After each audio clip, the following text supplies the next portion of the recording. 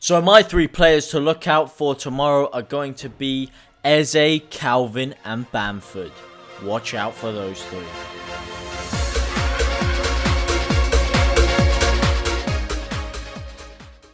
Hey guys, what's going on? It is James Toon. Welcome back to South Stand Stories, where we're going to be going through your Leeds United versus Crystal Palace pre-match preview. If you could please drop a like and subscribe, that would be very much appreciated. So, as I said in the intro, I think my three players to look out for will be Eberechi Eze, Calvin Phillips and Patrick Bamford. I'm going to start with the opposition for a change, and I'm going to look at Eberechi Eze. Now, there's something about that kid that is just very, very special. Bielsa said it himself leading up to the game. There is no formula to stop a player like him.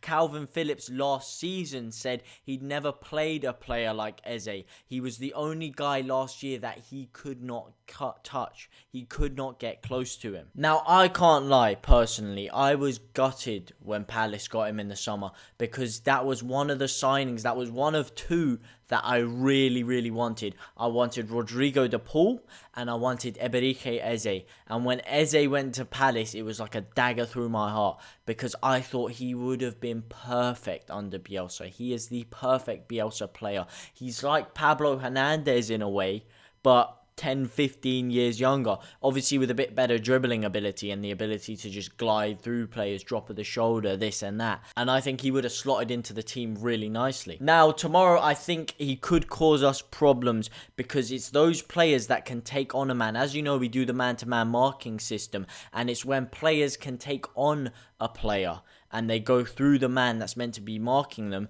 all of a sudden it has to switch. Someone else has to assume capabilities of picking up Eberechi Eze or whoever it is that's running through. That's why we've always had a problem with teams that have midfield runners that come from deep. Like when we played Swansea last year, they were a team that had a lot of midfield runners coming through, and that caused us a lot of problems because they penetrated through that and went straight to our back line many times. Fulham earlier on in the season with Anguissa just walking through that midfield ended up playing a ball to, I think Mitrovic scored a goal. So he could exploit that tomorrow. I'm hoping he doesn't, but that is a player that I'm really scared of. Now I'm going to go to the players for Leeds.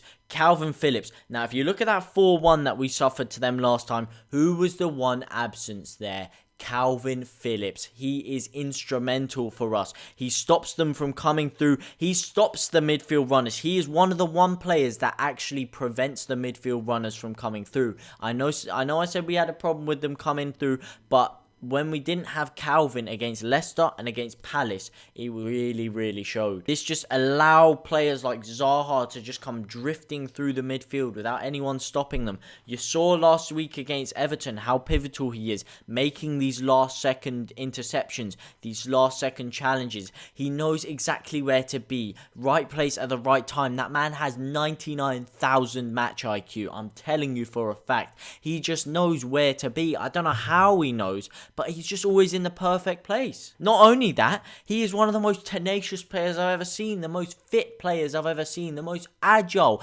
and very technically sound on the ball. I can't wax lyrical enough about Calvin, and I think against Crystal Palace tomorrow, against their kind of aging squad, he could really expose that and use his energy and his exuberance to our benefit. Speaking of aging squad, let's look at their two defenders. Scott Dan and Gary Cahill are the two centre-halves I expect to be pairing up against us, and they're very old. They're not the most quickest on their feet. They're good at set pieces, but that's about their main strength if you ask me. I think if you're physical against them and you have the quick one-touch passing and you use your energy and you press them like hell, I think you can cause problems there. I think they will be susceptible, and Bamford is a very energetic player. He's great at linking up the play. He's very physical presence, and he's a great presser of the ball. So I think if he presses them from the off from minute one, and they could end up bricking it a little bit and making some mistakes, which could open us into the game. I'm going to go straight into my predicted lineup for what I think we're going to go with.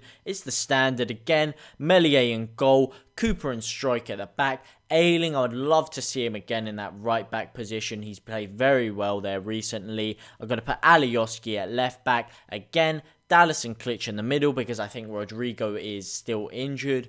Rafinha on the right, Harrison on the left, and Patrick Bamford up top. Or should I say hat-trick Bamford, because that's exactly what he's going to be getting tomorrow. Mark my words, he is getting himself a hat-trick whether you like it or not, because I can see it. I can see the future. I can read these things, and I can see Patrick Bamford getting his name in the headlines. Ellen Road, hat-trick. I'm really feeling confident about tomorrow. Look, they may have gone on a 2-game winning streak. We went on a 2-game winning streak before that. We lost. Maybe they're going to do the same. I hope they do the same, because we are only 2 points behind Arsenal with 2 games in hand. If we win tomorrow, we go back above Arsenal into the top 10 with a game in hand over them. And guess what? Then we're creeping up on Chelsea. Then we're only 4 points behind Chelsea. And we could really mount a charge for Europe. And it sounds stupid. It sounds crazy. People are like, no, Leeds are never going to get Europe in their first year. But why can't we get Europe? I seriously think we can mount a charge for Europe. If we get a few games under our belt, a few wins under our belt, and we start getting a little win streak going, how long? Look, our luck's got to turn around. We haven't gone on a winning streak at all this year. It's only a matter of time before we string 3, 4, 5 consecutive wins together, and that's all we need to do. Look, this league is topsy-turvy. The teams are dropping points like nobody's business, and it's never been tighter up there. Not even just up there, but like the whole top 10 down, in fact, all the way from like 15th to 6th. There's barely any points between them. There's like around 15 points separating all those teams. We're literally 9 points off top 6, off Europe, should I say. If we string a few consecutive wins together, these teams like Chelsea, Villa, Everton, they've done it before, they will continue to drop points. And I seriously think we have an outside chance of creeping into Europe. Champions League, I think, may be too far. But Europa League, why can't we? We have the squad. Look at West Ham. They're doing brilliant things. And yes, they do have a very deep squad. Don't get me wrong. But at the beginning of the year, everyone was tipping them for relegation. And look at what they're doing now. David Moyes got them playing some good football. He got them getting some wins under their belt. The likes of Thomas Souček coming out of nowhere and performing like an absolute world beater, scoring goals for fun. Why can't we do what they're doing? We have the squad. We have the key players. And most importantly, we have the manager. I think tomorrow will be very key. It will be a clear intent as to whether we can push for Europe or not. If we don't win tomorrow, then you know what I said is going to make me look very stupid and I'm going to have egg on my face. However, I'm very confident that we will win tomorrow. I'm very confident that Patrick Bamford is going to become hat-trick Bamford again, just like he was against Villa. Another hat-trick for the King. Push himself up that goal tally, up the top goal scorers leaderboard, nearer to Salah. He could be getting a golden boot, you never know. I highly doubt it. But if he keeps playing like this, there's an incentive. He could push himself into the Euro squad. As we know, he decided not to play for the Republic of Ireland, despite, I think, playing for them at youth level. I'm not 100% sure on that, but I'm pretty sure he played for them at youth level. But he's turned them down for the one shot at playing for England. And maybe this is his opportunity. Why not? It's a Euros year. Harry Kane gets injured in the semi-final of the Euros. England win. All of a sudden, who's going to play in the final? Sir Patrick Bamford steps up, scores the winner in the Euro final. All of England love him. He gets knighthooded. He literally becomes Sir Hat-trick Bamford. It could happen. Why not? Let's start it off tomorrow with a hat-trick and we'll see where it goes from then. As always, please let me know in the comment section down below who you think's going to win, who you think the key players are going to be, what you think of the likes of Eberike Eze I was talking about. Do you think Zaha will cause us a threat, or do you think that Ayling and Struijk together will be able to nullify him? Who do you think are going to be our key performers? What do you think the score is going to be? I would love to hear what you lot have to say. This isn't just about me.